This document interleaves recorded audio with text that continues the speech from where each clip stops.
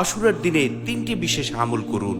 নম্বর 1 হচ্ছে আশুরার দিনে অবশ্যই রোজা রাখুন, কেননা যে ব্যক্তি আশুরার দিনে রোজা রাখবে আল্লাহ রাব্বুল আলামিন ওই ব্যক্তির বিগত 1 বছরের সগীরা গুনাহ মাফ করে দিবেন। সুবহানাল্লাহ। 2 নম্বর আমল হচ্ছে আশুরার দিনে বেশি বেশি আল্লাহ রাব্বুল আলামিনের কাছে খাস দিলে তওবা করুন, কেননা মহান মালিক আশুরার দিনে তওবা কবুল করেন, বান্দাদেরকে ক্ষমা করে দেন। সুবহানাল্লাহ। 3 নম্বর আমল হচ্ছে আশুরার দিনে বেশি বেশি কোরআন তিলাওয়াত করা, বেশি বেশি জিকির আজকার করা, বেশি বেশি দান সদকা সহ বিভিন্ন নফল ইবাদতের মধ্যে নিজেকে মশগুল রাখা।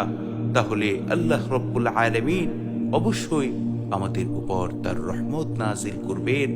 সুবহানাল্লাহ।